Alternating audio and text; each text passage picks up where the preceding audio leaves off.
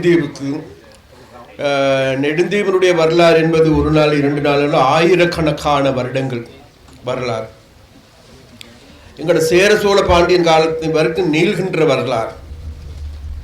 அப்போ அவ்வாறான வரலாறு மாத்திரமல்ல, இந்த எமது நாட்டை ஆக்கிரமிக்கப்படுகின்ற பொழுது முதல் தடவையாக போர்த்துகேயர் கூட 1505ஆம் ஆண்டு கூட காலடி வைத்த பிரதேசம் இது. அவ்வாறான பிரதேசத்திற்கு அன்றிலிருந்து இன்று வரைக்கும்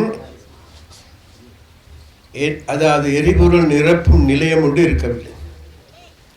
அதனால் இது சரித்திரத்தில் பொன்னெழுத்துக்களால் எழுதப்பட வேண்டிய ஒரு நிகழ்வு. அதனால் அந்த நிகழ்வினை அந்த செயற்பாட்டினை முன்னெடுத்த எங்களுடைய அமைச்சர், உங்களை பற்றி சிந்திக்கின்ற பிமல் ரத்நாயக் அவர்களுக்கு எங்களுடைய மனமார்ந்த நன்றியினை நாங்கள் தெரிவித்துக் கொள்கிறோம்.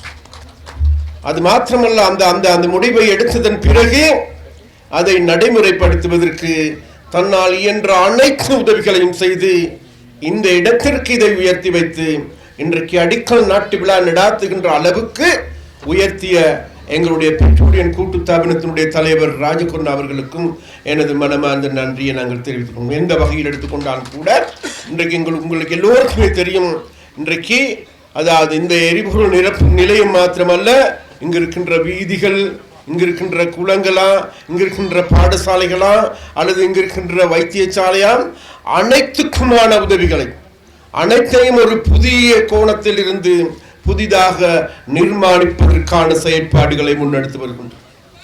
கடந்த காலங்களில் 10,000க்கும் அதிகமான மக்கள் இந்த பிரதேசத்தில் வாழ்ந்ததாக கூறப்படுகின்றது.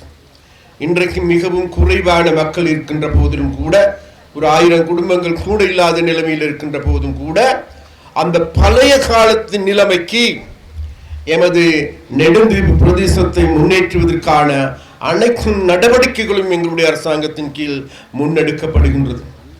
அதே போன்று யார் எதை எவ்வாறு கூறினாலும் கூட நெடுந்தீவு மக்கள் என்பவர்கள் உண்மையிலேயே ஒரு தன்னம்பிக்கையுடன் செயல்படுகின்ற மக்கள், ஒரு இலட்சிய வேட்கையோடு செயல்படுகின்ற மக்கள். அது மாத்திரமல்ல, இப்பொழுது இந்த வரவேற்பு நடத்தை ஆடிய எங்களுடைய மாணவ மணிகளை நாங்கள் தேடி பார்க்கின்ற பொழுது மிகவும் பின்தங்கிய பிரதேசமாக இருக்கின்ற எங்களுடைய பாடசாலைகளிலிருந்து இன்றைக்கு உலகமே பார்க்கின்ற, உலகத்திற்கும் கூட சவால் விடுகின்ற, ஏனைய அனைத்து வசதிகளையும் கொண்டிருக்கின்ற பாடசாலைகளுக்கும் கூட சவால் விடுக்கின்ற அளவுக்கு நாங்கள் யாருக்கும் சளைத்தவர்கள் அல்ல என்பதை வெளிக்காட்டுகின்ற ஒரு நிகழ்வாக இந்த நடனத்தை காணக்கூடியதாக இருக்கின்றது. அதனால் அந்த மாணவிகளுக்கும் அந்த மாணவ மணிகளுக்கும் அதே போன்று அதை பயிற்றுவித்த ஆசிரியர்களுக்கும் எங்களுடைய மனமார்ந்த நன்றியை நாங்கள் தெரிவித்துக் கொள்வோம்.